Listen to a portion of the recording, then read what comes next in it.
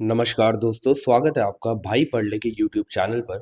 तो आपको पता है कि हम यूपीएससी सिविल सर्विसेज एग्जाम के प्रीलिम्स 2026 के लिए लास्ट 12 ईयर के प्रीवियस ईयर क्वेश्चंस को सॉल्व कर रहे हैं। और हम हर दिन वैसे तो 10 क्वेश्चन सॉल्व करते हैं, बट आज से हम 15 क्वेश्चन सॉल्व करेंगे, है ना। क्योंकि आप सबने डिमांड किया था कि आप क्वेश्चंस की क्वांटिटी को बढ़ा दो, इसलिए मैंने क्वेश्चंस की क्वांटिटी को बढ़ा दिया है। एंड इससे ये भी होगा कि फेब तक आपके सारे के सारे क्वेश्चंस पूरे हो जाएंगे। मिड ऑफ मतलब कि फेब के मिड तक ही हो जाएंगे, ठीक है। एंड आपके पास रिवीजन करने के लिए भरपूर टाइम होगा। ओके, तो हम सिर्फ यहाँ पे 15 क्वेश्चन सॉल्व करके सिंपली आगे नहीं बढ़ेंगे, है ना। हर एक क्वेश्चन का जैसे कि रोज करते हैं डिटेल्ड एक्सप्लेनेशन देखेंगे। अगर उस पर्टिकुलर क्वेश्चन में कोई इंपॉर्टेंट कीवर्ड है तो उससे रिलेटेड जितना भी स्टैटिक का पोर्शन है वो कवर करेंगे। एंड कुछ सेम ट्रिक्स देखेंगे। ये सेम ट्रिक्स और कुछ नहीं है बल्कि यूपीएससी की लैंग्वेज है। यूपीएससी की लैंग्वेज कुछ इस तरीके की है कि अगर आप उसे समझ गए तो बहुत सारी स्टेटमेंट्स को आप वैसे ही एलिमिनेट कर देंगे। ओके, बाकी आपको ये पता होना चाहिए मंडे टू फ्राइडे ये क्लासेस आपको देखने को मिलती है ना। एंड दोपहर 2:05 पर ये अपलोड हो जाती है। आज है डे नंबर 38। तो मैं आपको बता देता हूँ कि आज से पहले हमने क्या किया। एक मिनट बस पेन चेंज कर लेता हूँ। डे 1 से लेके डे 10 तक हमने 2014 के प्रीवियस ईयर पेपर को कंप्लीट कर लिया है। डे नंबर 11 से डे नंबर 20 तक 2015 के प्रीवियस ईयर पेपर को कंप्लीट कर लिया है। डे नंबर 21 से 30 तक 2016 के प्रीवियस ईयर पेपर को। एंड डे नंबर 31 से हमने स्टार्ट किया है 2017 का प्रीवियस ईयर पेपर। ओके, आज है डे नंबर 8, है ना। डे नंबर 8 कह रहा हूँ, day number 38। And day number 38 में क्योंकि आज 15 क्वेश्चन होंगे तो हम क्वेश्चन नंबर 71 से लेके 85 तक कंप्लीट करेंगे, है ना। बहुत से क्वेश्चंस ऐसे होंगे जो प्योरली करंट अफेयर बेस्ड हैं, तो उसमें हम ज़्यादा टाइम खर्च नहीं करेंगे क्योंकि वो वापस नहीं पूछे जाएंगे। बट हाँ, किसी में अगर कॉन्सेप्ट है, ठीक है, किसी में अगर ऐसी चीज़ें हैं जो आगे पूछी जा सकती हैं, ठीक है, तो वो उन्हें हम डिटेल में ज़रूर देखेंगे। अब देखिए ज़रा, पहले क्वेश्चन की तरफ चलते हैं, है ना। रोज़ की तरफ मैं आपको 15 सेकेंड्स दूंगा, ठीक है। आप आराम से स्टेटमेंट्स को पढ़ लेंगे एंड उसके बाद हम आगे बढ़ेंगे। ये क्वेश्चन जो ये वाटर कंजर्वेशन इन एग्रीकल्चर से रिलेटेड है ना। हाँ, हो सकता है कि इससे रिलेटेड क्वेश्चन आगे पूछ लिया जाए, है ना। क्यों, इसीलिए आपको जीरो टिलेज, जिप्सम का क्या काम है, ठीक है, और क्रॉप रेसिड्यू कैसे हेल्प करता है, ठीक है, वाटर कंजर्वेशन में, ये सारी चीज़ें पता होनी चाहिए। घुमा फिरा के पूछा जा सकता है, तो इसे हम डीप में देखेंगे। 15 सेकेंड्स आपके पास, आप सोच लीजिए, समझ लीजिए, फिर मैं आपको चीज़ें एक्सप्लेन करता हूँ।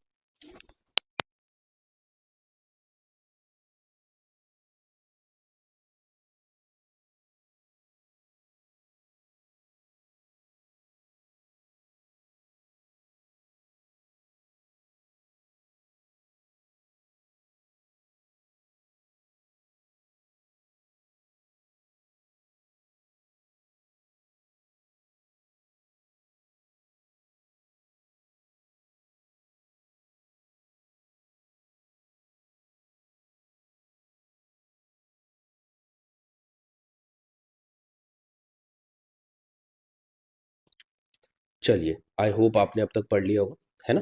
एक एग्जाम्पल की हेल्प से जल्दी से तीनों चीज़ें समझाता हूँ आपको, है ना। ये देखिए, एक क्रॉप है। अब यहाँ पर आप समझिए, इस एग्रीकल्चरल फील्ड में क्रॉप्स उगाई गई थी, ठीक है। अब जो भी एग्रीकल्चरल बैकग्राउंड से होंगे उन्हें ये बात पता है कि जब कटाई होती है, कटाई का मतलब क्या है, जब भी यहाँ पर जो भी क्रॉप उगाई गई थी उसे काटा जाता है तो कुछ रेसिड्यू बच जाता है, थोड़ी थोड़ी चीज़ें बच जाती है ना। उसी प्लांट की थोड़ी थोड़ी चीज़ें बच जाती है। अब यूजुअली क्या किया जाता है, देखिए, वापस कल्टीवेशन करने से पहले इस तरीके से ट्रैक्टर की हेल्प से या जिसकी जो छोटी फील्ड से अपने हाथों से ही इसे जोत देते हैं, ठीक है। इसका मतलब क्या है, इसको टिलेज कर रहे हैं इसकी, ठीक है। जमीन को, जो नीचे वाली जमीन है उसे ऊपर लेके आ रहे हैं, है ना। बट होता क्या है, एक मिनट रुकिएगा। कॉल ही कॉल्स, वाओ। अब देखो जरा, होता क्या है जब हम ऐसा करते हैं, तो अगर देखिए हम ऐसा नहीं करेंगे तो क्या होगा, जो ये क्रॉप रेसिड्यू है जो इस सॉइल के ऊपर है, ठीक है, वो जो नीचे पानी है सॉइल के अंदर उसे इवेपोरेट होने से बचा देगा, उसे इवेपोरेट होने से बचा देगा, प्लस आप देखिए अगर यहाँ पर रेन होती है, क्रॉप रेसिड्यू है, तो वो क्या करेगा, वो सॉइल को इरोड नहीं होने देगा। बट अगर आप टिलेज कर देते हैं, ठीक है, आप टिलेज कर देते हैं चाहे अपने हाथों से या फिर आप ट्रैक्टर का यूज करके कर रहे हैं, तो क्या हो रहा है, आप नीचे वाली जमीन को, नीचे वाली सॉइल को ऊपर लेके आ रहे हैं, प्लस जो रेसिड्यू था वो भी खत्म हो रहा है। ठीक है, तो अब क्या होगा, अब इवेपोरेशन होगा। ठीक है, अब जो पानी है वो क्या होगा, वो इवेपोरेट हो जाएगा। ठीक है, प्लस उसके साथ साथ ही क्या होगा, जो क्रॉप रेसिड्यू है वो अब खत्म हो जाएगा, जो लास्ट का बचा हुआ था। तो उसकी वजह से अगर अब रेन होती है, तो अब क्या होगा, अब अपर सॉइल जो है वो सॉइल इरोड हो सकती है। ठीक है, अपर सॉइल जो है वो साथ में जा सकती है और सॉइल इरोड हो सकती है, ये आपको याद रखना है। तो अब हमें ये समझ में आ गया, रिड्यूस और zero tillage of the land से वाटर कंजर्वेशन किया जा सकता है अगर हम टिलेज नहीं करें तो। ठीक है, allowing crop residue to remain in field, ठीक है, उससे भी वाटर कंजर्वेशन किया जा सकता है। मैंने फिर बताया, अगर रेसिड्यू होगा, बारिश होती है या किसी तरीके से भी इरिगेशन आप करते हैं, तो वाटर रन ऑफ नहीं करता है। ठीक है, तो ये भी करेक्ट है। देखो, अब जो सेकंड ऑप्शन है, यूपीएससी ने इसे गलत माना है। ठीक है, यूपीएससी ने बोला है कि अगर हम जिप्सम को इरिगेशन में यूज करेंगे, इरिगेशन से पहले यूज करेंगे, तो वो वाटर कंजर्वेशन में हेल्प नहीं करेगा। ठीक है, बट इस क्वेश्चन को लेके बहुत सारी कंट्रोवर्सी हुई थी, है ना। बोला गया था कि ऐसा नहीं है, लॉन्ग टर्म में ये हेल्प करता है, बट फिर वही बात है कि जो यूपीएससी ने बोला वही सही है, तो ये गलत था। तो 1 और 3 इसका राइट आंसर यूपीएससी ने दिया था। ओके, अब देखो बाकी सारी चीजें मैं आपको समझा चुका हूं, जरा जिप्सम के बारे में देख लो। जब जिप्सम ऐड किया जाता है सॉइल में, वो क्यों किया जाता है, ताकि उसके स्ट्रक्चर को, सॉइल के स्ट्रक्चर को इम्प्रूव किया जा सके। ठीक है, और मेनली एक ऐसी जिसे हम कहते हैं सॉइल में डाला जाता है जो क्लेई सॉइल होती है। ठीक है, एंड सोडिक, सोडिक का मतलब क्या है, जिसमें सोडियम की वैल्यू काफी ज्यादा है, उन सॉइल्स में इसे डाला जाता है। ओके, अब इससे क्या होता है, एनहांस होता है वाटर इनफिल्ट्रेशन, मतलब वाटर जो सॉइल के अंदर जाता है उसकी कैपेसिटी इंक्रीज हो जाती है। अब देखो, ये वो पॉइंट है जिसकी वजह से बोला जा सकता है कि वाटर कंजर्वेशन होता है, क्योंकि सॉइल की वाटर होल्डिंग कैपेसिटी बढ़ रही है। बट फिर मैं वही कहूंगा कि यूपीएससी ने इसका आंसर 1 और 3 ही दिया था और बोला था कि ऑप्शन नंबर 2 गलत है। ठीक है, तो इम्प्रूविंग एरेनेशन, वही एरेनेशन की वजह से ही वाटर फिल्ट्रेशन कैपेसिटी बढ़ रही है, वाटर होल्डिंग कैपेसिटी बढ़ रही है। ओके, और ये क्या करता है, ये जिप्सम एक और चीज में हेल्प करता है, ये आगे पूछा जा सकता है कि एसेंशियल न्यूट्रिएंट्स जो है, जैसे कि कैल्शियम, सल्फर है, उनको ऐड करता है सॉइल में, प्लस जो एल्यूमिनियम की टॉक्सिसिटी है और सॉइल की एल्केनिटी है, एल्केनिटी का मतलब क्या है, जो बेसिक, जैसे कहते हैं ना, एल्काइन, एल्काइन क्या होता है, जिस भी सॉइल की बेसिक वैल्यू ज्यादा है, एसिडिक वैल्यू होती है और बेसिक वैल्यू होती है, जिस भी सॉइल की बेसिक वैल्यू ज्यादा है उसको एल्काइन सॉइल बोलते हैं। ठीक है, तो इस एल्केनिटी को क्या करता है, रिड्यूस करता है, क्या करता है, रिड्यूस करता है, ये आपको पता होना चाहिए। ठीक है, तो ये चीजें थी जो, प्लीज मैं फिर से कह रहा हूँ, जिप्सम के बारे में याद रखना, टूटे फूटे तरीके से फिर से आगे पीछे किसी ना किसी क्वेश्चन में पूछा जा सकता है, इसलिए अब आपको टिलेज और जिप्सम का यूज पता होना चाहिए। ओके, आगे बढ़ते हैं।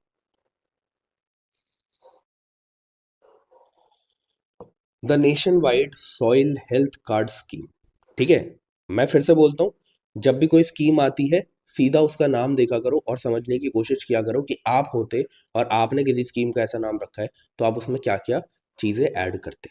ठीक है, वैसे अभी बता देता हूँ कि स्कीम को लॉन्च किया गया था 2015 में। कब किया गया था, 2015 में। अब जो भी चीजें हैं 15 सेकेंड्स बाद बताता हूँ, पहले आप खुद पढ़ लो और उसके बाद मैं आपको समझाऊंगा।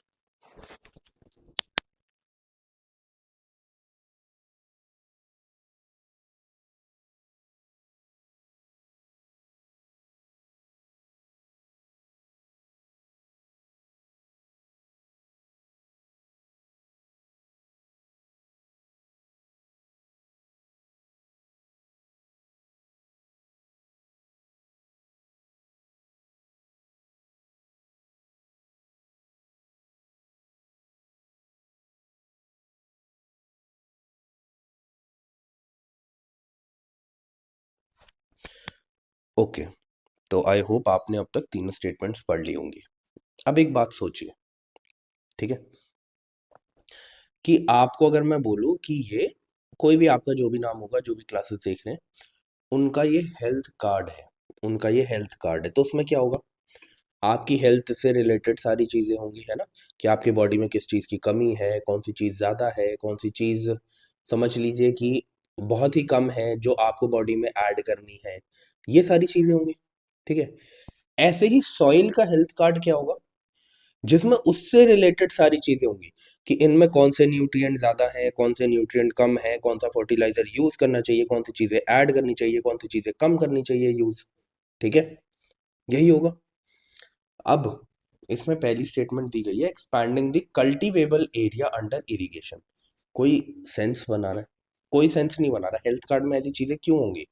अब फिर वही बात है कि या तो आप इसे करंट अफेयर्स में पढ़ लो, है ना, करंट अफेयर्स में मेहनत कर लो। देखो बहुत सारे बच्चे क्या कर रहे हैं आजकल, जैसे ही मार्च आया, मार्च में करंट अफेयर्स पढ़ना शुरू करी और एक्सपेक्ट करते हैं कि हम सारी करंट अफेयर्स जून से लेके नेक्स्ट मई तक की करंट अफेयर्स सारी कंप्लीट करें, उसके बाद उसको रिवाइज भी करें और फिर वो हमारे दिमाग में भी रहेगी। वो ऐसा एक्सपेक्ट करते हैं, बट ऐसा नहीं हो सकता है, आप ये समझ के चलिए, ठीक है। क्यों?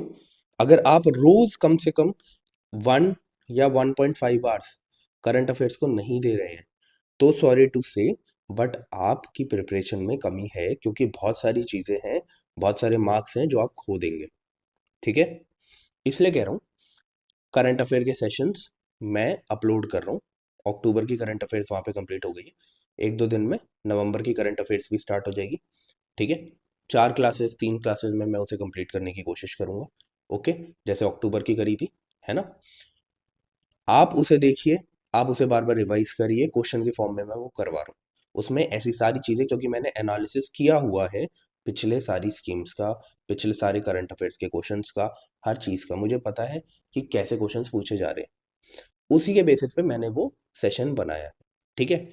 अब देखिए ज़रा, फिर इधर आओ, enabling the banks to assess the quantum of loans to be granted to farmers on the basis of soil quality। अब देखो, हाँ, सॉइल क्वालिटी उन्होंने यहाँ पे लिख दिया। अब बहुत सारे लोग ये सोचेंगे अच्छा सॉइल क्वालिटी की बात करिए, ये हो सकता है, बट आप खुद सोचो, पूरी स्टेटमेंट क्या सेंस बना रही है, वर्ड के ऊपर मत जाया करो। पूरी स्टेटमेंट ये सेंस बना रही है कि लोन दिया जाएगा सॉइल की क्वालिटी को देख के, बट सॉइल की हेल्थ कार्ड स्कीम में ऐसा कुछ आ सकता है क्या? मैंने फिर बोला हेल्थ कार्ड का मतलब ही क्या है, ठीक है। फिर आ जाओ third, checking the over use of fertiliser in farmlands. Yes, मैंने क्या बोला आपको, सॉइल हेल्थ कार्ड स्कीम जो है वो यही था। वो क्या बता रहा था? वो स्टेटस बता रहा था, स्टेटस ऑफ द सॉइल, ये बता रहा था, ठीक है। इसमें 12 पैरामीटर्स थे, मैं करवा रहा हूँ बट ये नहीं आएगा फिर से, ठीक है। बस मैं क्यों करवा रहा हूँ उसके पीछे रीज़न ये है कि आपको पता होना चाहिए वो किस तरीके से आपको स्टेटमेंट्स में घुमा रहे हैं, ओके। तो आपको अगर इन्फॉर्मेशन होगी तो आपको समझ में आएगा कि वो कैसे स्टेटमेंट्स को गलत बना रहे हैं। आपको ये पता होना चाहिए कि स्टेटमेंट्स कैसे गलत बनाई जा रही है, तभी आप एलिमिनेट कर पाएंगे, ओके। इसमें जो है 12 पैरामीटर्स थे, ठीक है। 12 पैरामीटर्स का मतलब क्या है कि 12 चीजें देखी जा रही थी सॉइल के अंदर, कि इसकी कमी है, ये ज्यादा है, ये सब। उसमें से कुछ क्या थे, सबसे मैक्रो न्यूट्रिएंट्स, सबसे इंपॉर्टेंट न्यूट्रिएंट्स कौन से हैं? NPK, हमेशा याद रखना, ये मैक्रो न्यूट्रिएंट्स है जो सॉइल में होते हैं, macro nutrients, sorry, nitrogen, potassium, and ये क्या होता है हमारा,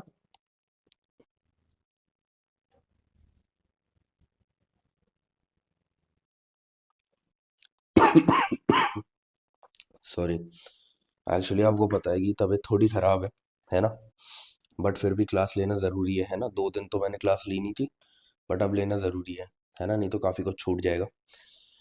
तो हाँ जी, तो मैं क्या कह रहा था, ये क्या है, नाइट्रोजन, फॉस्फोरस एंड पोटेशियम, ये तीन जो है बहुत ही इम्पॉर्टेंट मैक्रो न्यूट्रिएंट्स हैं जो एक सॉइल में देखे जाते हैं। तो इन 12 पैरामीटर में से 3 पैरामीटर ये थे। एक पैरामीटर क्या था, एस। एस का मतलब क्या है, सल्फर। इसे हम सेकेंडरी न्यूट्रिएंट बोलते हैं, सेकेंडरी न्यूट्रिएंट।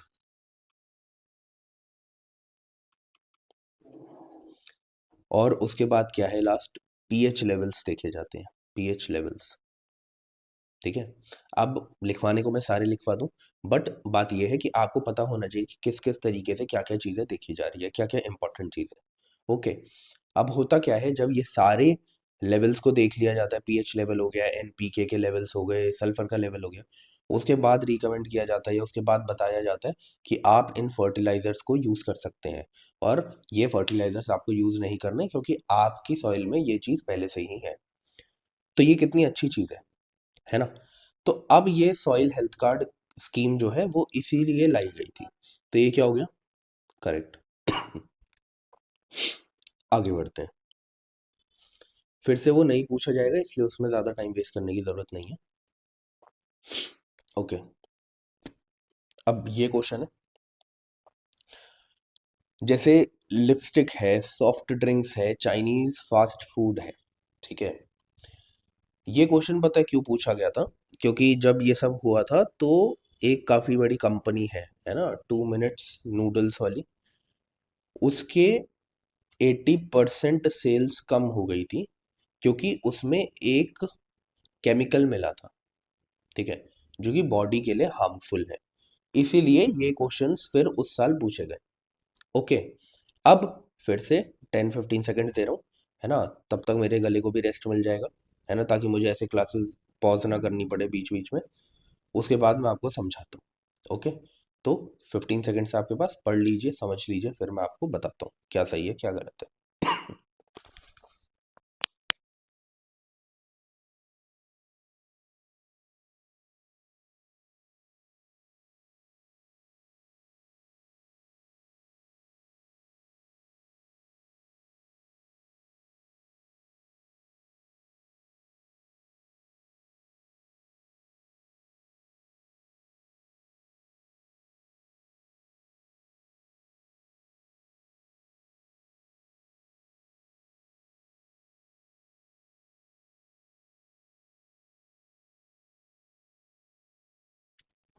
चलिए, अब देखिए, लिपस्टिक वाली बात तो देखो सबको ही पता है कि इसमें लेड पाया जाता है ना।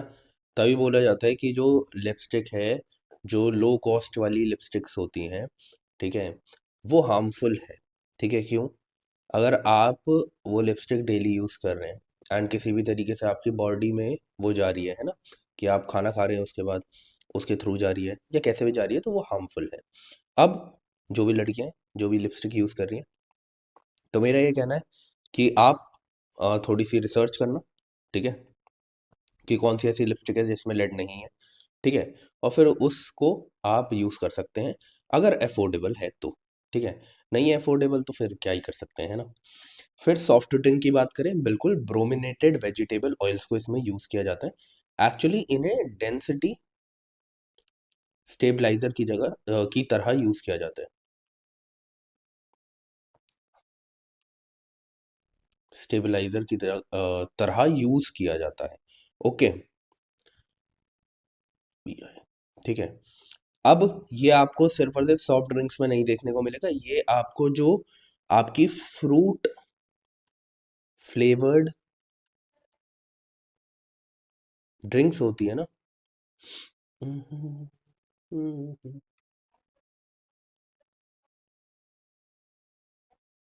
फ्लेवर्ड ड्रिंक्स जो होती हैं उसमें भी देखने को मिलता है।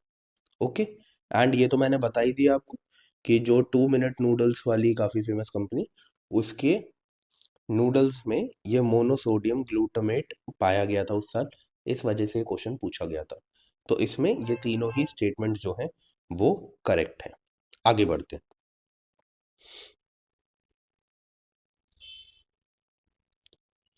ओके, अब ये जो क्वेश्चन है, ये ऑर्गेनिक लाइट एमिटिंग डायोड से रिलेटेड है, ओ एल ई डीज। ठीक है, एल ई डीज, ओ मीन्स ऑर्गेनिक, मतलब कि कुछ ना कुछ इसमें नेचुरल चीज़ होगी, है ना, बस इतना ही डिफरेंस होगा।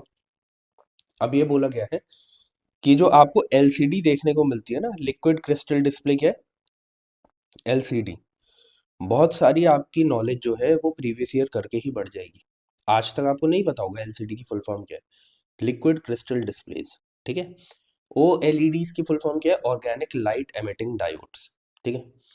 अब बोला गया है क्या एडवांटेज है इसकी इसके ऊपर। देखो जब भी ऐसा क्वेश्चन पूछा जाता है, मैं आपको टाइम दूंगा पर ये समझ लो, जब भी कोई ऐसा क्वेश्चन पूछा जाता है तो आप समझो जब भी कोई नई टेक्नोलॉजी आ रही है तो ऑब्वियसली वो पुरानी वाली टेक्नोलॉजी से बेटर होगी, ज़्यादा एफिशिएंट होगी, ठीक है। बट एक चीज़ है कि वो हो सकता है ज़्यादा महंगी भी हो और हो सकता है वो सस्ती भी हो, तो उस वाले केस में आप थोड़ा दिमाग लगाना। बट बाकी सारे केसेस में आप देखना कि उसकी एडवांटेजेस ही देखने को मिलेगी। तो इस वजह से जब आप क्वेश्चन अब पढ़ेंगे, स्टेटमेंट जब आप पढ़ेंगे, तो आप देखो क्या वो एलसीडी से बेटर बता रहे हैं कौन कौन सी स्टेटमेंट्स में उसे, ठीक है। चलिए 15 सेकेंड से आपके पास, फिर मैं आपको समझाता हूँ।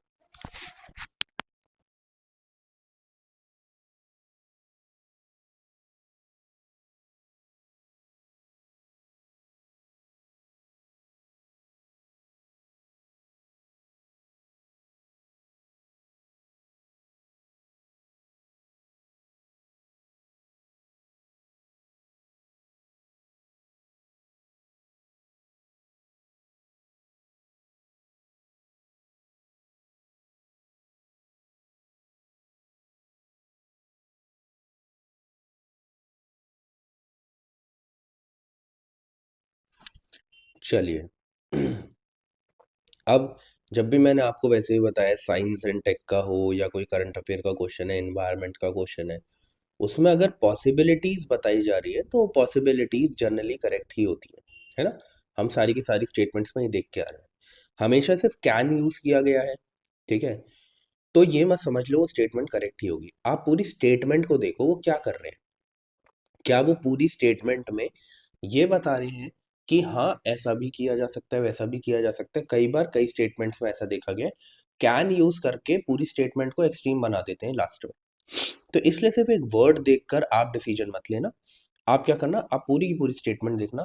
हाँ अगर जर्नलाइज स्टेटमेंट है, ऐसी स्टेटमेंट है कि थोड़ी फ्यूचरिस्टिक है, ऐसी स्टेटमेंट है ये बताया गया है कि हाँ ये करा जा सकता है, वो करा जा सकता है, तो वो जर्नली करेक्ट होती है, ठीक है।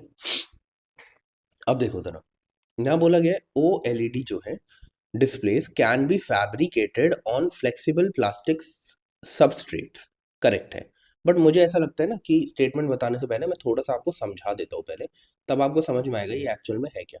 देखो यहाँ पे देखो, ये ऑर्गेनिक लेयर्स हैं, ठीक है। ये क्या है, ऑर्गेनिक लेयर्स हैं, ओ एल ई डीज की ऑर्गेनिक लेयर्स हैं।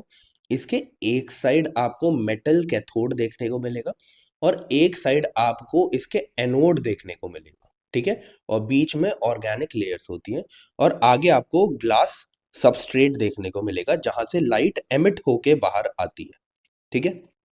ये होती है ओ एल ई डीज। इन्हें कोई मतलब ये समझ लो कि सेपरेट बैकलाइट नहीं चाहिए, ठीक है। इनको कोई सेपरेट बैकलाइट नहीं चाहिए। जब इलेक्ट्रिसिटी इनके थ्रू पास होती है तो ये जो ऑर्गेनिक लेयर्स है ये अपने आप ही लाइट को एमिट करती है, ये अपने आप ही क्या करती है, लाइट को एमिट करती है। बट एलसीडीज में क्या होता है, पीछे से एक सेपरेट बैकलाइट चाहिए, ठीक है, तब वो कलर्स एमिट होंगे बाहर जाकर। बट ऑर्गेनिक एलईडीज में ऐसा नहीं चाहिए, ये बात आपको याद रखनी है। तो यही लिखा है यहाँ पे, ये ओ एल ई डीज के अंदर एक थिन ऑर्गेनिक फिल्म होती है, ठीक है। यही ऑर्गेनिक लेयर की बात कर रहे हैं। ये कार्बन बेस्ड मटेरियल से बनी हुई होती है। ये दो इलेक्ट्रोड्स के बीच में होती है, दोनों इलेक्ट्रोड्स क्या है, एक कैथोड और एक एनोड, ठीक है। फिर इलेक्ट्रोल्यूमिन ल्यूमिनिसेंस का मतलब क्या है, इसका सिंपल सा मतलब है कि जब आप वोल्टेज अप्लाई करेंगे, मतलब आप इसके अंदर इलेक्ट्रिसिटी पास करेंगे, तो ये जो इलेक्ट्रॉन्स है ये अपने आप ही क्या करेंगे, अपने आप ही लाइट एमिट करेंगे। एलसीडी की तरह सेपरेट बैकलाइट की इसमें ज़रूरत नहीं है, ठीक है। ये बात आपको याद रखनी है। अब फिर से आएंगे अपनी स्टेटमेंट में, तो आपको ये चीज़ समझ में आएगी कि O L E Ds can be fabricated on flexible plastic substrates, बिल्कुल सही बात है। Roll up displays embedded in clothing can be made using OLEDs। देखो, ये नॉलेज उस क्या पता आपको ऐसी नॉलेज ना हो, बट फिर भी मैं बोल रहा हूँ, जब भी ऐसे करंट अफेयर्स के क्वेश्चंस आते हैं, जब भी ऐसे साइंस एंड टेक के क्वेश्चन है, इन्वायरमेंट के क्वेश्चन है ना, या कोई भी ऐसा करंट अफेयर का क्वेश्चन है, तो उसमें आप ऐसी स्टेटमेंट्स देखो जो कि एक्सट्रीम नहीं है, और जो एक्सट्रीम नहीं है, कोई डेटा नहीं दिया गया है, सिर्फ सिंपल स्टेटमेंट्स है, वो आप करेक्ट ही मानिए।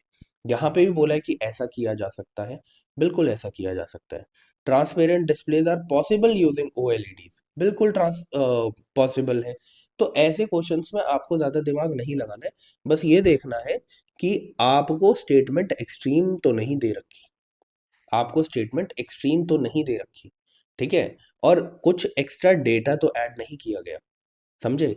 इस बात को आपको समझने के लिए, जब हम प्रीवियस ईयर क्वेश्चन देख के आ चुके हैं, वहां पे भी मैंने बताया, और वहां पे भी वो सारी चीजें करेक्ट हुई है, और आगे आने वाले सालों में, जैसे कि अभी हम 2017 का प्रीवियस ईयर पेपर कर रहे हैं, 18 19 20 से लेकर 25 तक अभी हमें करना है, तो वहां तक आपको ये बात समझ में आ जाएगी कि ये जो मैं अभी यहाँ पर बोल रहा हूँ वो एक्चुअल में क्या बोल रहा हूँ, ठीक है। तो सी 1 2 एंड 3 इसका करेक्ट आंसर है, ठीक है। बट फिर मैं कहूँगा, अगर कभी ऐसे क्वेश्चंस में आप कंफ्यूज होते हैं, आपके पास पूरा ऑप्शन है कि आप उसे छोड़ सकते हैं, क्योंकि कट ऑफ 50% से कम जाती है। बट ये क्वेश्चंस छोड़ने वाले नहीं होते हैं, ठीक है, क्योंकि यूजुअली आप सारे के सारे स्टेटमेंट्स देखेंगे जिसमें कैन यूज किया गया है और स्टेटमेंट को एक्सट्रीम नहीं बनाया गया, वो यूजुअली करेक्ट होती है करंट अफेयर्स में, ठीक है। I am not talking about geography history जो आपके कोर सब्जेक्ट्स हैं, वहां पे तो आपको वो घुमा देंगे, ठीक है, बट यहाँ पे नहीं घुमाते हैं। आगे बढ़ते हैं।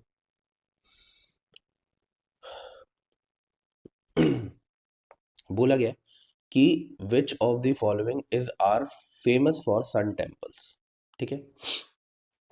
इसमें टाइम नहीं दे रहा, रीजन बता देता हूँ। अब क्या है कि 3 ऑप्शंस हैं और बहुत ही छोटे छोटे ऑप्शंस है, ये तो मैं आपको बोल के भी बता सकता हूँ, है ना। अब देखो जरा, अरासावली जो है ये सन टेम्पल है या नहीं है, अमरकंटक जो है वो सन टेम्पल है या नहीं है, ओमकारेश्वर सन टेम्पल है या नहीं है, ये हमें देखना है। ओमकारेश्वर तो आपको पता है 1 ऑफ द 12 ज्योतिर्लिंग है, ज्योतिर्लिंग से मतलब किसका, लॉर्ड शिवा का, और जब लॉर्ड शिवा का है तो सन टेम्पल तो नहीं हो सकता, सिंपल सी बात है।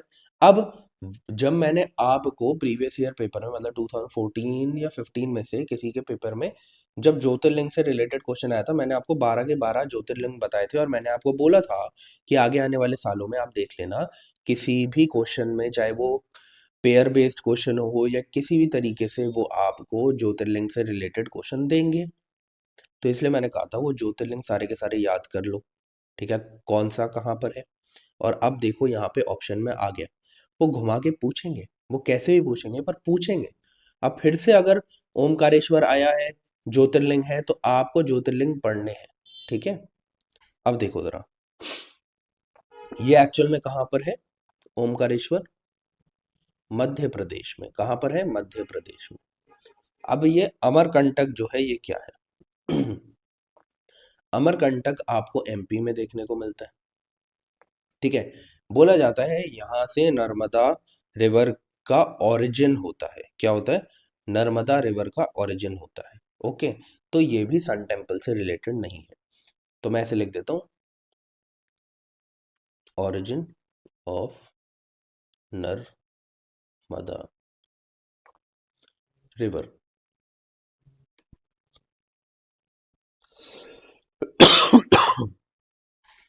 ठीक है। अब अरासवली जो है वो एक सन टेम्पल है, वो एक सन टेम्पल है। ये कहाँ पर देखने को मिलता है हमें, आंध्र प्रदेश में, ठीक है, आंध्र प्रदेश में। कब बना था, 7th सेंचुरी AD में बना था, ठीक है। इतनी चीजें बस आपको इसके बारे में पता होनी चाहिए। हाँ, रिपीट ये हो सकती हैं, ठीक है। अब बोला जा सकता है पेयर बेस्ड क्वेश्चन में, ठीक है, कि रासवली जो है आगे लिखा होगा लॉर्ड शिवा का है, बट आपको पता होना चाहिए किसका है, सन टेम्पल है। ओमकारेश्वर के आगे क्या पता फिर से सन टेम्पल लिखा हो, बट आपको पता होना चाहिए लॉर्ड शिवा का है और वन ऑफ दी 12 ज्योतिर्लिंग्स है। ठीक है, तो one only is the correct answer. बहुत सारी चीजें जो है ना, आप ऑप्शन देख के भी पता कर सकते हैं। क्यों? अगर यहाँ पे सिर्फ वन ओनली दिया है, ऊपर भी ऐसे थ्री ओनली दिया था एक में, तो आप इस बात को समझो कि बहुत ज्यादा चांसेस हैं कि सिर्फ और सिर्फ एक चीज हो सकती है। क्योंकि आप बहुत सारे क्वेश्चन देखेंगे, देखो अब 25, 26, 24 के पेपर में जो है ये चीजें यूज नहीं होंगी। ठीक है, क्यों? क्योंकि वहां पर उन्होंने पूरा का पूरा तरीका ही बदल दिया क्वेश्चंस पूछने का। बट फिर भी आप बहुत सारी चीजें यहाँ की यूज कर सकते हैं उन पेपर्स में, और लगा के देख सकते हैं, चाहे वो नॉलेज हो चाहे वो ट्रिक्स हो। ठीक है, और ट्रिक्स भी मैं फिर कहता हूँ तभी आएंगी जब आप बहुत अच्छे से थॉरो रिवीजन करेंगे प्रीवियस ईयर क्वेश्चंस का। ठीक है, आगे बढ़ते हैं। 76th question. ठीक है, लोकसभा से रिलेटेड है थोड़ा। ठीक है, आप पढ़िए से, मैं थोड़ा सा 15 सेकेंड्स अपने गले को रेस्ट देता हूँ, फिर मैं आपको समझाता हूँ। ओके,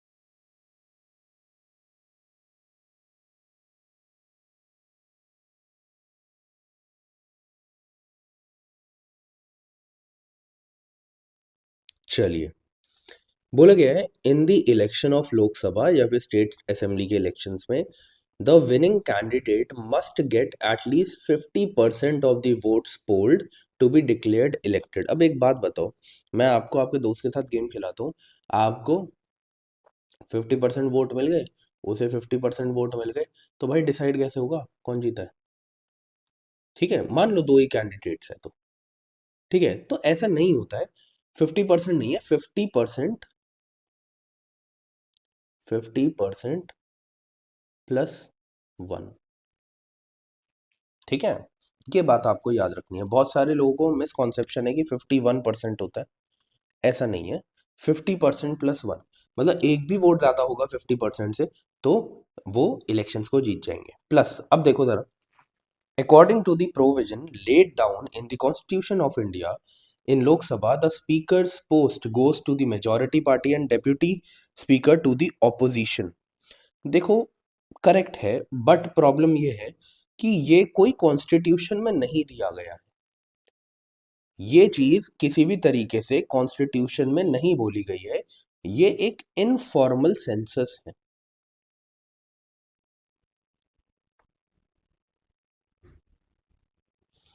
सेन एक मिनट को, सेंसस बोल रहा हूं मैं, अभी तो इतना समझदार हूं। कंसेंसस है। ठीक है, कंसेंसस है। ठीक है, इनफॉर्मल कंसेंसस है, कोई कॉन्स्टिट्यूशनल प्रोविजन नहीं है। ये आपको याद रखना है। ये आपस में पार्टीज ने एक तरीके से बोला है कि बातचीत कर ली है कि भाई साहब हम स्पीकर रखेंगे क्योंकि हम जीत गए अपना, और डेप्यूटी स्पीकर आपका हो जाएगा। ठीक है, ये बात है, ये आपको याद रखना है। नीदर वन नॉट टू इसका राइट आंसर है, ये दोनों गलत है। ठीक है, इससे ज़्यादा इसमें कुछ याद रखने की ज़रूरत नहीं है, क्योंकि बहुत ही बेसिक क्वेश्चन था। अगर आप मतलब कि लक्ष्मीकांत एक बार भी पढ़ी है ना, तब भी आप ये क्वेश्चन ठीक कर लेंगे। ठीक है, आगे बढ़ते हैं। अब देखो जरा, यहाँ पे बोला है कि after liberalisation of economic policies in 1991। ठीक है, 1991 में लिबरलाइजेशन पॉलिसी की बात क्या है, मतलब एलपीजी रिफॉर्म्स की ये बात कर रहे हैं, है ना? लिबरलाइजेशन, प्राइवेटाइजेशन एंड ग्लोबलाइजेशन, इस रिफॉर्म्स के बाद हमें क्या देखने को मिला फ्यूचर में। अब इन्होंने क्वेश्चन 2017 के पेपर में पूछा है, तो हाँ ये बात करें 1991 के से लेके 2017 तक आपको क्या देखने को मिला, क्योंकि यहाँ पे ये नहीं बोला कि इमीडिएट इफेक्ट क्या था, या ये नहीं बोला गया कि लॉन्ग टर्म इफेक्ट क्या था, कुछ नहीं लिखा। तो इस वजह से हम यही मानेंगे कि 1991 के बाद 2017 तक हमें क्या देखने को मिल रहा है, ये हम देखेंगे इन स्टेटमेंट्स में, ये ढूंढेंगे हम इन स्टेटमेंट्स में। ठीक है, फिर से 15 सेकंड दे रहा हूँ, उसके बाद मैं आपको समझाता हूँ।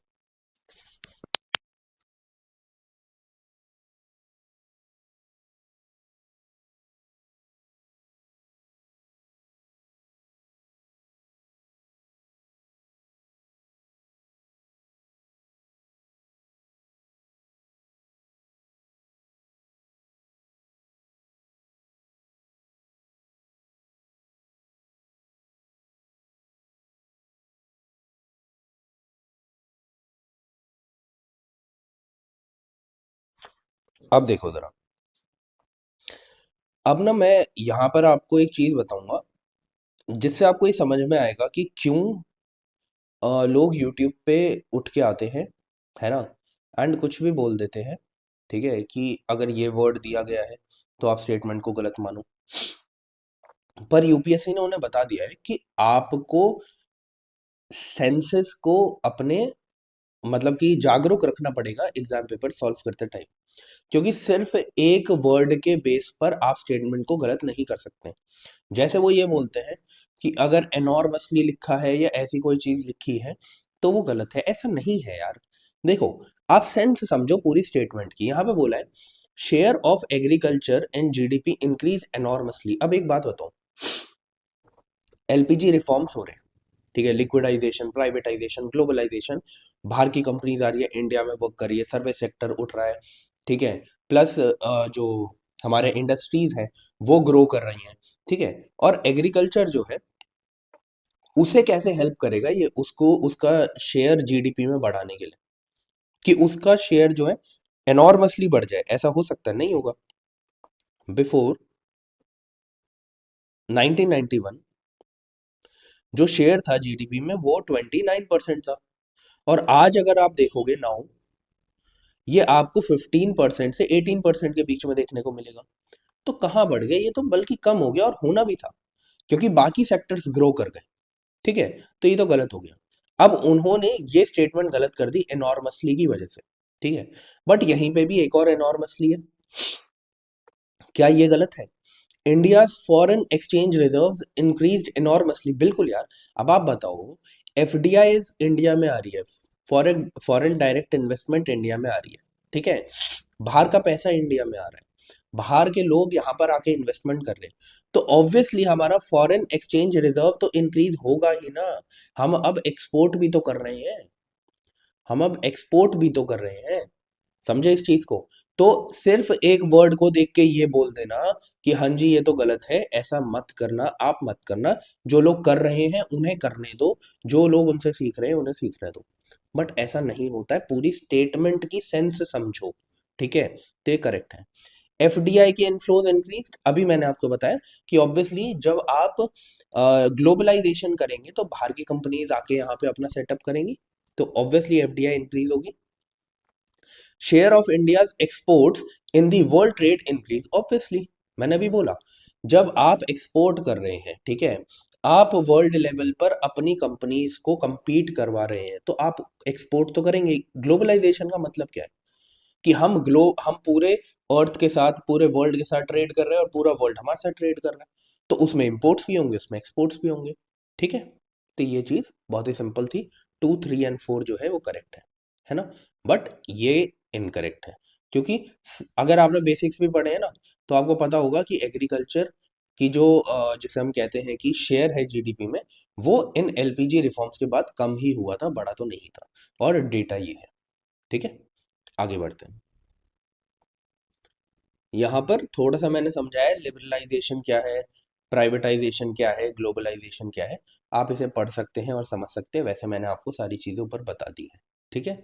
बाकी पीडीएफ चाहिए हो तो भाई पढ़ लेके टेलीग्राम चैनल पर आपको पीडीएफ मिल जाती है ना।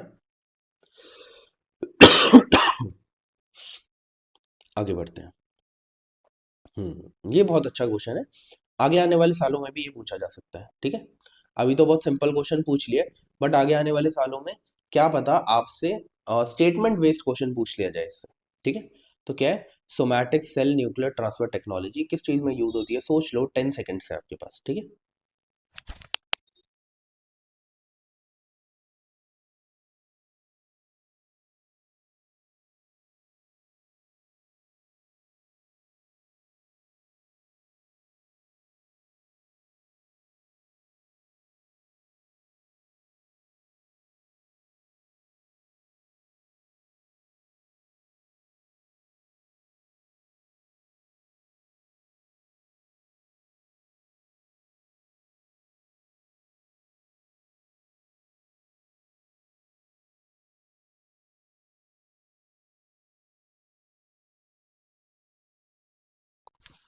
चलिए, अब देखिए, somatic cell nuclear transfer technology क्या है।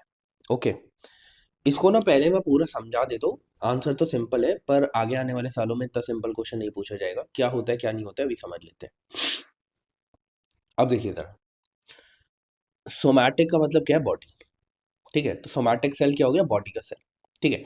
तो एक होता है डोनर, ठीक है, और एक एग सेल लिया जाता है जिसका न्यूक्लियस निकाला जाता है, ठीक है। मतलब ये समझ लो, ये एक सेल है, ठीक है, ये सोमैटिक सेल है, एससी सोमैटिक सेल, ठीक है। ये एक एग सेल है। अब क्या किया गया, यहाँ पे इसमें से जो इसका एग सेल का न्यूक्लियस था उसको निकाल लिया गया, उसको बाहर निकाल लिया गया, ठीक है।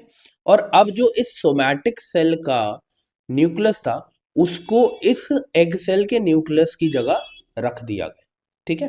अब कुछ कंडीशंस के अंदर क्या किया जाता है, इस एग सेल को फर्टिलाइज किया जाता है, ये एम्ब्रियो में कन्वर्ट होता है, और फिर क्या होता है, हमें एक न्यू बॉर्न देखने को मिलता है। मतलब क्या कर रहे, सिंपली इसका न्यूक्लियस हटाया, बाहर निकाल दिया, जो सोमैटिक सेल था, एक बॉडी सेल था, उसके न्यूक्लियस को इसके न्यूक्लियस की जगह रखा, और उसको कुछ कंडीशंस के अंदर क्या किया, उसे फर्टिलाइज किया, ठीक है। इतना सा काम है जो किया जाता है। अब इससे होता क्या है, ये हेल्प करता है क्लोनिंग में, ठीक है। ये क्या हेल्प करता है, ये क्लोनिंग में हेल्प करता है, सेम टू सेम जैसा ये था, इसकी बॉडी थी, ठीक है, डोनर की, उसकी तरह ही ये पूरा का पूरा एक्सेल बन जाएगा, ठीक है। जो न्यूबॉर्न होगा वो बिल्कुल इसकी तरह ही बनेगा, जो जिसकी बॉडी से सेल निकाला गया था, सोमैटिक सेल निकाला गया था। तो क्लोनिंग में हेल्प करता है, ओके। तो रिप्रोडक्टिव क्लोनिंग में हेल्प करता है, ठीक है। थेरेप्यूटिक क्लोनिंग में हेल्प करता है। अगर कोई एंडेंजर्ड स्पीशीज है, कोई एंडेंजर्ड स्पीशीज है, तो क्या कर सकते हैं, क्लोनिंग की हेल्प से उसकी पॉपुलेशन को बढ़ाया जा सकता है। और डिजीज मॉडल्स, जैसे कि एनिमल्स को प्रोड्यूस किया जा सकता है, किसके लिए, डिजीज रिसर्च के लिए। ऐसा नहीं है कि जो पहले से एनिमल जीवित है, ठीक है, उनको ही यहाँ पर क्या किया जा रहा है, उनके ऊपर ही एक्सपेरिमेंट्स किए जा रहे हैं। इंस्टेड क्या किया जा सकता है कि क्लोन किया जा सकता है, और क्लोन बनाने के बाद उनको रिसर्च पर्पस के लिए यूज किया जा सकता है, ठीक है। सॉरी, काफ़ी ज़्यादा ही तबीयत खराब है। चलिए, अब ये क्वेश्चन है, ठीक है, किससे, एनपीसीआई और रुपए से रिलेटेड, ठीक है। क्यों न्यूज़ में, दो रीज़न की वजह से न्यूज़ में था, ठीक है, वो मैं आपको बताऊंगा 15 सेकेंड से आपके बाद, उसके बाद समझाता हूँ।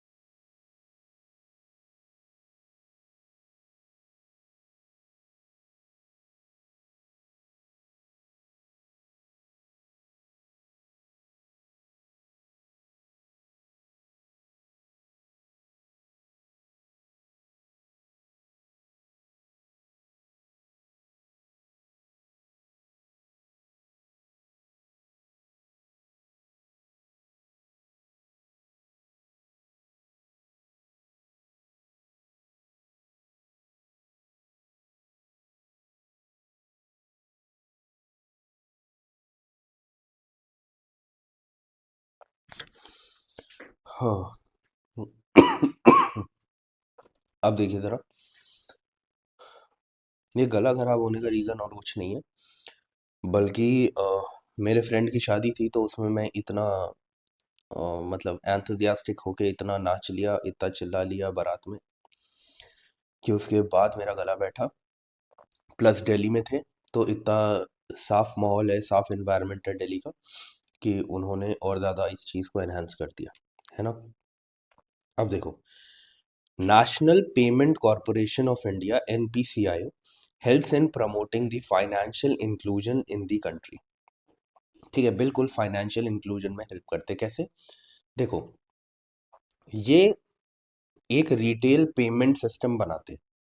ठीक है, आप यूपीआई यूज कर रहे हैं, ये भी एनपीसीआई ने बनाया है। ठीक है। आप रुपए कार्ड्स को यूज कर रहे थे, वो भी किसने बनाया? एनपीसीआई ने बनाया। अब इसको पूछने के दो रीजंस थे। एनपीसीआई 2008 में स्टार्ट की गई थी, इस्टेब्लिश की गई थी। किस किसने इस्टेब्लिश करी थी? अब जो क्वेश्चन पूछे जा सकते हैं ना, वो मैं आपको बता रहा हूँ। ये इस्टेब्लिश करी थी आरबीआई और इंडियन बैंक एसोसिएशन। ठीक है, इंडियन बैंक एसोसिएशन में, ये आपको याद रखना है। प्लस रुपए कार्ड को ना 2012 के बाद 2017 तक 5 साल पूरे हो चुके थे। ठीक है। हाँ, बोलना भी मुश्किल है भाई। अब देखो, 12 साल पूरे हो चुके थे, प्लस एक और चीज हुई थी कि 2017 में रुपए ने रुपए ने रुपए क्रेडिट के नाम से एक कार्ड निकाला था। तो अब तीन रीजन थे इस क्वेश्चन को पूछने के, इस वजह से आपसे ये क्वेश्चन पूछ लिया गया। ठीक है, तो इसलिए आपको क्या याद रखना है कि एनपीसीआई क्या है? बिल्कुल फाइनेंशियल इंक्लूजन में हेल्प करती है। ठीक है, मैंने आगे ऐड भी किया है, तो वहां से भी आपको अभी बता दूंगा, बट आप इतना याद रखो पहले। प्लस रुपए कार्ड किस में हेल्प करता है? आपकी multi lateral domestic payment system में, पेमेंट सिस्टम में। ओके, लेट मी चेक, मैंने ऐड किया ना? हाँ जी, ऐड किया है। अब देखो जरा, ये क्या करता है एनपीसीआई? मैंने अभी आपको बताया, जो आपकी रिटेल पेमेंट सेटलमेंट सिस्टम है, उसको इंडिया में बिल्ड कर रहा है एंड ऑपरेट कर रहा है। इससे क्या होता है कि आप इजीली क्या कर सकते हैं? पेमेंट कर सकते हैं। जो आपको यूपीआई देखने को मिलता है, रुपए देखने को मिलता है, सब इन्होंने ही बनाया है, इन्होंने ही उसका इंफ्रास्ट्रक्चर डिजाइन किया है। ठीक है, एंड अब यूपीआई तो ऐसा वर्क कर रहा है कि हम इंटरनेशनल लेवल पे भी इसे यूज कर रहे हैं। ठीक है, बाकी आईएमपीएस हो गया, एईपीएस हो गया, फास्ट टैक्स हो गए, सब एनपीसीआई का ही वर्क है। ओके, ये चीज आपको याद रखनी है। एनपीसीआई से रिलेटेड क्वेश्चन पूछा जा सकता है, बहुत इंपॉर्टेंट है, इसलिए आप याद रखना। ओके, आगे बढ़ते हैं। ये तो सबसे सिंपल क्वेश्चन है ना। 10 सेकेंड दूंगा आपको, सोच लो, समझ लो, फिर मैं आपको इसका आंसर बताता हूँ।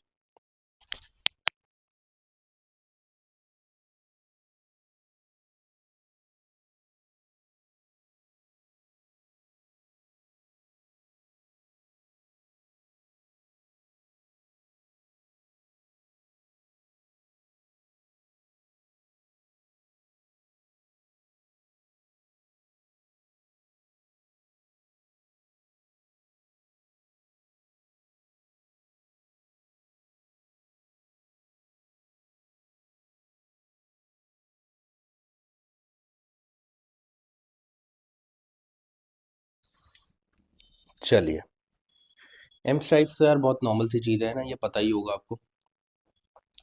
टाइगर रिजर्व्स में से यूज़ किया जाता है। क्यों किया जाता है? पेट्रोलिंग, इसके अंदर क्या आता है कि एक्चुअल में मॉनिटर किया जाता है किसको? टाइगर को। तो ऐसे लिख देता हूँ, मॉनिटरिंग सिस्टम फॉर टाइगर्स। ठीक है, मॉनिटरिंग कैसे करी जा रही है? पेट्रोलिंग एंड सर्विलेंस के थ्रू।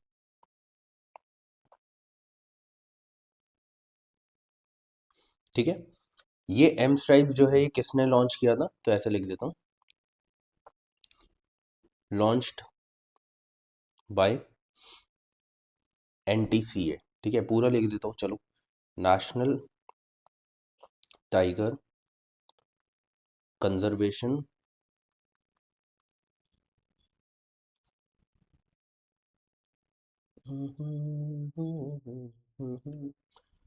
कंजर्वेशन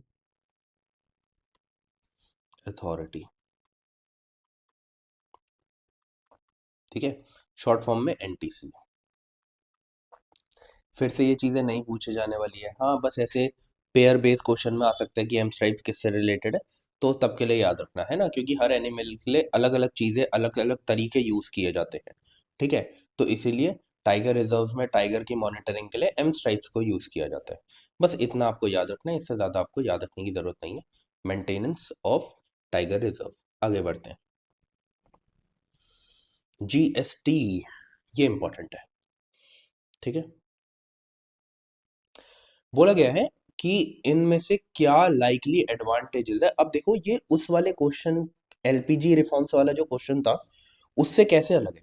वहां पर वो चीज 1991 में हुई थी और हमारे पास 2017 तक का डेटा था। हम पता कर सकते थे क्या हुआ है क्या नहीं हुआ।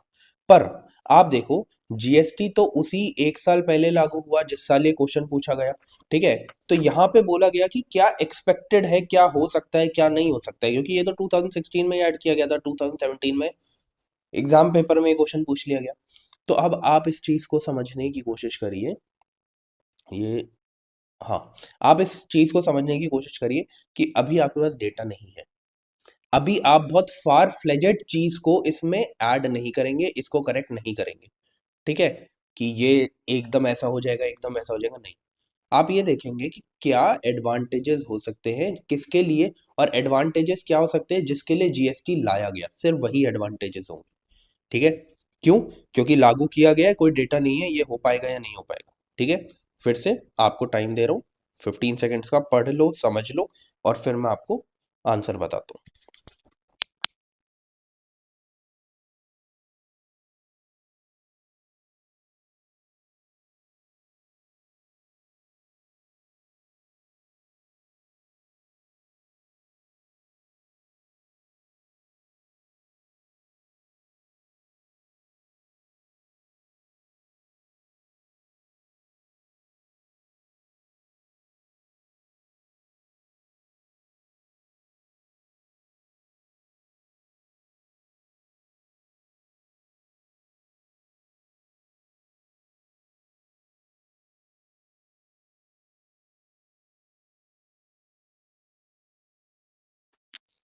चलिए, अब देखिए, ऐसा क्वेश्चन फिर से तो पूछा जाएगा नहीं, पर क्या पूछा जाएगा वो हम डिस्कस कर लेंगे थोड़ी देर में। पहले इन स्टेटमेंट्स को देख लो बस। जीएसटी क्या है? जीएसटी क्या है? एक डेस्टिनेशन बेस्ड कंजम्पशन टैक्स है जो गुड्स एंड सर्विसेज पे लगता है। ऑब्जेक्टिव क्या था कि पूरा एक ही नेशन है हमारा, तो एक ही टैक्स सिस्टम होना चाहिए, इस वजह से बनाया गया था। तो पहली स्टेटमेंट क्या लिखा है? It will replace multiple taxes, correct है। Collected by multiple authorities, correct है। And will thus create a single market in India, बिल्कुल करेक्ट है। It will drastically reduce the current account deficit. देखो, फिर वही चीज जो मैंने 2015 के पेपर में बताया था, जब भी वो आपको चीजें एक्स्ट्रा एक्सप्लेन करे, ठीक है, वो आपको बताए कि ये हो रहा है और इसके साथ ये भी हो जाएगा, आप बस इस बात को समझ लो, जब उन्होंने आपको एक्स्ट्रा एक्सप्लेन किया है वो सारी स्टेटमेंट्स गलत हुई है। करने को वो ऐसा भी कर सकते थे यहाँ तक, it will drastically reduce current account deficit of India. मैं ये नहीं कह रहा ये करेक्ट है, मैं ये कह रहा हूँ कि क्यों उन्होंने एक और चीज यहाँ पे ऐड करी। बोला it will drastically reduce the current account deficit of India and will enable it to increase its foreign exchange reserve. ठीक है, तो आपको क्या याद रखना है, ऐसी स्टेटमेंट यूजुअली करेक्ट होती है। प्लस मैंने क्या बोला कि यार, उसी साल ये आया और अगले साल ये क्वेश्चन पूछा, एडवांटेजेस आपसे वो बता सकते हैं जिसके लिए वो चीज़ बनाई गई है। यहाँ पर करंट अकाउंट डेफिसिट कम हो जाए, ठीक है, फॉरेन एक्सचेंज रिजर्व बढ़ जाए, उसके लिए जीएसटी नहीं बनाया गया था। ठीक है, मैंने अभी आपको ऑब्जेक्टिव बनाया, एक नेशन का एक टैक्स हो, इसीलिए बनाया गया, और फर्स्ट स्टेटमेंट में वो चीज़ उन्होंने भली भांति तरीके से बता दी है। फिर से वही बात, इट विल एनॉर्मसली, देखो इन्होंने यहां पर ऐसे वर्ड्स यूज करे और प्लस स्टेटमेंट को भी क्या किया, एक एक्सट्रीम लेवल तक लेके गए हैं। देखो, it will enormously increase the growth and size of the economy of India, यहां खत्म कर सकते थे, बट इन्होंने एक्स्ट्रा एक्सप्लेन किया, and will enable it to overtake China in the near future. ठीक है, चाइना की इकोनॉमी, चाइना की जीडीपी नेक्स्ट लेवल है, ठीक है, हमसे बहुत ज्यादा आगे, ठीक है, नियर फ्यूचर में तो हम उसे कॉन्कर नहीं कर सकते, हम उसे ओवरपास नहीं कर सकते, ठीक है, उसे ओवरटेक नहीं कर सकते। तो ये स्टेटमेंट तो वैसे ही गलत हो जाती है चाइना वाले एंगल से ही, ठीक है। प्लस ये बोला है कि इट विल एनॉर्मसली इंक्रीज, या अभी कैसे बोल सकते हैं, आपने तो अभी ये टैक्स लगाया है, आपको, आपके पास डेटा भी नहीं है, ठीक है, तो ऐसी चीजें तब नहीं बोली जा सकती जब आपके पास डेटा नहीं है। हमारे पास एलपीजी वाले में डेटा था, ठीक है, तो इसलिए हमने वहां पे एक इनॉर्मसली वाली स्टेटमेंट को करेक्ट माना, क्योंकि हमने ऐसा होता हुआ देखा, ठीक है, बट ऐसा फार फ्लंग तरीके से आप नहीं बोल सकते, ठीक है। तो ओनली वन करेक्ट है, बाकी कुछ करेक्ट नहीं है। आगे बढ़ते, अच्छा हाँ, यहाँ पे मुझे जीएसटी के बारे में बताना है, क्योंकि अब 2026 में 10 साल पूरे हो जाएंगे जीएसटी को, तो इससे क्वेश्चन आना बनता है। तो जीएसटी क्या है, मैंने अभी बताया, डेस्टिनेशन बेस्ड कंजम्पशन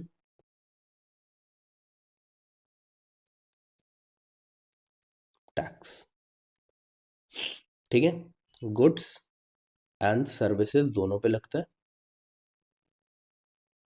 ठीक है। कौन से अमेंडमेंट से लाया गया, 101, मतलब 101st कॉन्स्टिट्यूशनल अमेंडमेंट एक्ट से ये लाया गया, ठीक है। एक मिनट रुकना, बस एक मिनट बस।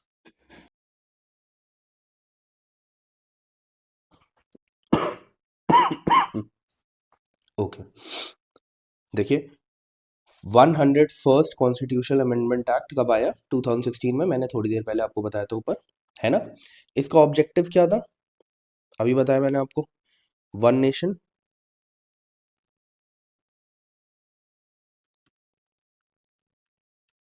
वन टैक्स, ठीक है, डुअल जीएसटी के रूप में ही आया था। डुअल जीएसटी, डुअल जीएसटी क्या है, एक इसमें सेंट्रल जीएसटी था, ठीक है, जो यूनियन लेवल पे लगता है, फिर स्टेट जीएसटी, एसजीएसटी क्या है, स्टेट जीएसटी, और जो यूनियन टेरिटरी उसके लिए अलग यूटी जीएसटी, ठीक है, प्लस एक था इंटीग्रेटेड आईजीएसटी, इंटीग्रेटेड जीएसटी, ठीक है, ये इतने टाइप के जीएसटी आए, ठीक है। ये एक एपेक्स लेवल बॉडी है, एपेक्स बॉडी लिख देते हैं, लेवल लिखने की जरूरत नहीं है, एपेक्स बॉडी लिख देता हूँ, एपेक्स बॉडी है। इस एपेक्स बॉडी का चेयरमैन कौन है, कौन चेयर करता है, तो ऐसे लिख देता हूँ, chaired by union FM, FM means finance minister, finance minister, ठीक है। इसमें एक और चीज आप याद रखना कि मेजॉरिटी जो है, अगर कोई भी ये लॉ निकालना चाह रहे हैं, ठीक है, कोई भी न्यू लॉ बनाना चाहते हैं, किसी भी लॉ को अमेंड करना चाहते हैं, तो यहाँ पर वेटेड मेजॉरिटी जो होनी चाहिए वोट्स की, वो 3/4 होनी चाहिए, ठीक है। तो पहले मैं क्या लिखता हूँ कि जो वोटिंग पावर है, वोट्स सेंटर के पास कितनी है,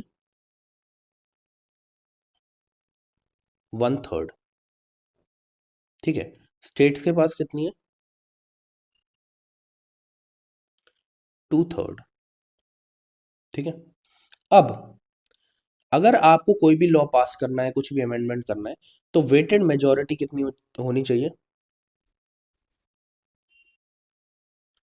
मेजॉरिटी वोट कितने होने चाहिए? 3/4। ठीक है, ये चीज आपको याद रखनी है। इतना आप याद रखेंगे तो आप क्वेश्चन को ठीक तरीके से कर सकते हैं, है ना। आगे बढ़ते हैं। यहां लिखा हुआ है broad based trade and investment agreement. ठीक है, ये एक्चुअल में 2007 में हुआ था। कब हुआ था? 2007 में।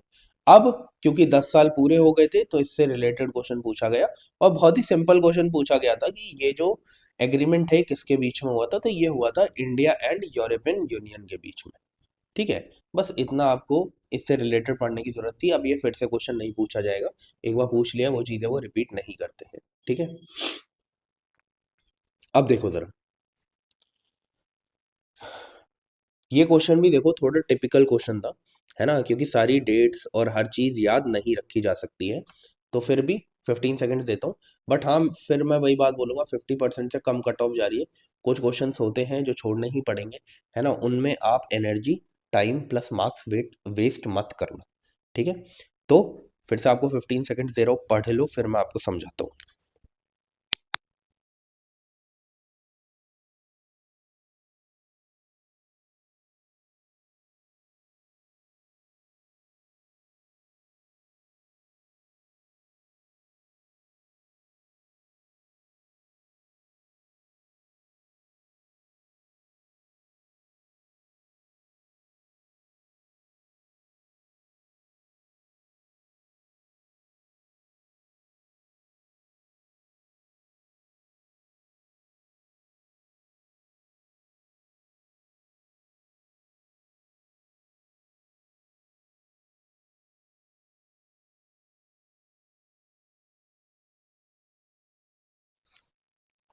अब देखिए जरा, अब फिर वही बात है, ये क्वेश्चन फिर से नहीं पूछा जाएगा, है ना, current affair, specially current affair based question था उस टाइम पर।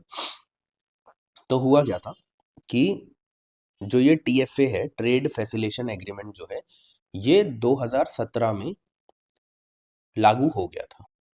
इस वजह से ये क्वेश्चन पूछा था। ठीक है, तो थर्ड तो वैसे ही गलत हो गया, 1 2 ही करेक्ट है। क्यों? अब क्या किया गया, इन्होंने क्वेश्चन कैसे पूछा देखो, जब उस साल ये पास हुआ तो इन्होंने ये देखा कि इस तरीके से पूछते हैं कि ये एक्चुअल में ट्रेड फैसिलेशन एग्रीमेंट इंडिया ने रेटिफाई किया, ये था किसका, ठीक है, और कब इसे लाया गया था। इन्होंने इससे रिलेटेड क्वेश्चन पूछ लिया। ओके, तो बिल्कुल इंडिया ने रेटिफाई किया था ट्रेड फैसिलेशन एग्रीमेंट, डब्ल्यूटीओ का ही है। साथ ही साथ टीएफए जो है वो पार्ट है डब्ल्यूटीओ का बाली मिनिस्ट्रियल पैकेज ऑफ 2013, ये भी करेक्ट है। अब ये बहुत ही स्टैटिक है, मैं फिर कहूंगा, ऐसे क्वेश्चन आते हैं तो जरूरी नहीं है आपको सारी डेट्स याद रहे, बहुत सारा कंटेंट होता है जो आपने पढ़ा हुआ होता है। ठीक है, तो ऐसे केस में आप कोशिश करिए कि अगर आप रिस्क टेकिंग कैपेसिटी है तो आप रिस्क ले लीजिए, बट अगर नहीं है तो बेटर यही है कि एक, जैसे हम कहते हैं ना कि ये समझ लीजिए कि आपको नहीं आ रहा तो किसी को नहीं आ रहा। ठीक है, एक बुरा सपना सोच के भूल जाइए, आगे बढ़ जाइए। ठीक है, तो ये गलत है, आगे बढ़ते हैं। चाबहार पोर्ट, ये तो आज के हिसाब से भी बहुत इंपॉर्टेंट है ना, आज के हिसाब से भी ये बहुत इंपॉर्टेंट है इंडिया के लिए। फिर से आपको 15 सेकंड दे रहा हूँ, सोच लो समझ लो, फिर मैं आपको करवाता हूँ।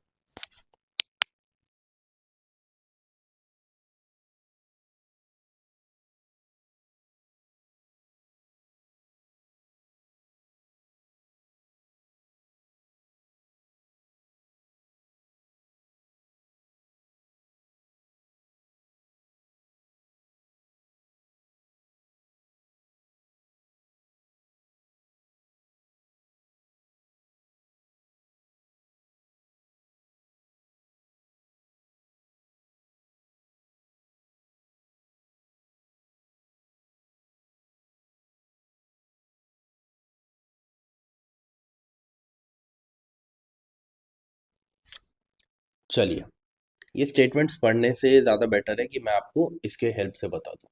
ठीक है, देखो ज़रा, ये तो चलो किसी से भी कनेक्ट कर लो, आप मुंबई पोर्ट से कनेक्ट कर लो, गुजरात पोर्ट से मतलब कांगला पोर्ट से कनेक्ट कर लो, किसी से भी कर लो, बट मेनली देखो ये है कहाँ। चाबहार पोर्ट जो है ये आपको ईरान में देखने को मिलेगा। अभी क्या है कि हमें अगर अफगानिस्तान से कनेक्ट करना है, ठीक है, अगर हमारे पास ये होता पाकिस्तान ऑक्यूपाइड कश्मीर वाला तो हमारे लिए इजी होता थोड़ा, बट अभी जो है इधर चाइना है, ठीक है, और बीच में पाकिस्तान है, ठीक है, हम किसी भी तरीके से अभी कनेक्ट करना अफगानिस्तान से डायरेक्टली मुश्किल है।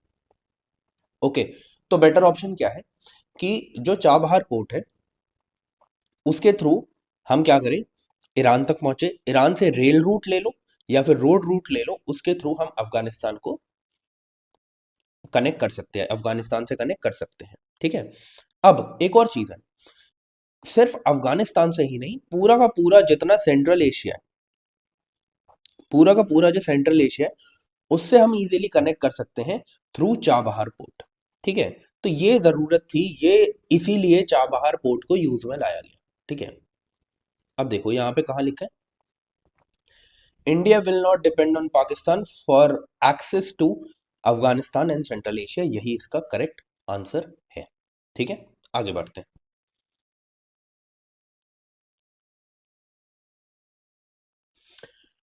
In India it is legally mandatory, देखो ये भी क्वेश्चन है उस टाइम के हिसाब से, ठीक है, चीजें आई होंगी, बट ऐसे क्वेश्चंस आप थोड़ा सा दिमाग भी लगाएंगे, ठीक है, तो आपको पता चल जाएगा, ठीक है। तो यहाँ पे पूछा है कि अगर साइबर सिक्योरिटी इंसिडेंट्स आपको देखने को मिलते हैं तो कौन रिपोर्ट कर सकता है, ठीक है। बोला इट इज लीगली मैंडेटरी, किसके लिए लीगली मैंडेटरी है, ठीक है। अब फिर से इस क्वेश्चन में टाइम नहीं दूंगा, रीजन बता रहा हूँ, क्योंकि बहुत सिंपल है कि क्या सर्विस प्रोवाइडर के लिए लीगली मैंडेटरी होगा, साइबर सिक्योरिटी इंसिडेंट हो रहा है, ठीक है, साइबर सिक्योरिटी से रिलेटेड इंसिडेंट हो रहा है, तो ऑब्वियसली सर्विस प्रोवाइडर के को रिपोर्ट करना ही होगा। जो डेटा सेंटर्स है क्या उन्हें रिपोर्ट करना होगा, बिल्कुल रिपोर्ट करना होगा। जो कॉर्पोरेट्स हैं, ठीक है, जो यूज कर रहे हैं, जो बॉडी कॉर्पोरेट्स है जो यूज कर रहे हैं, क्या उन्हें रिपोर्ट करना होगा, बिल्कुल रिपोर्ट करना होगा। तो इन तीनों के लिए ही ये लीगली मैंडेटरी है कि इन्हें क्या करना पड़ेगा, इन्हें साइबर सिक्योरिटी इंसिडेंट्स होने पर रिपोर्ट दर्ज करनी होगी, रिपोर्ट करना होगा। समझे इस चीज को।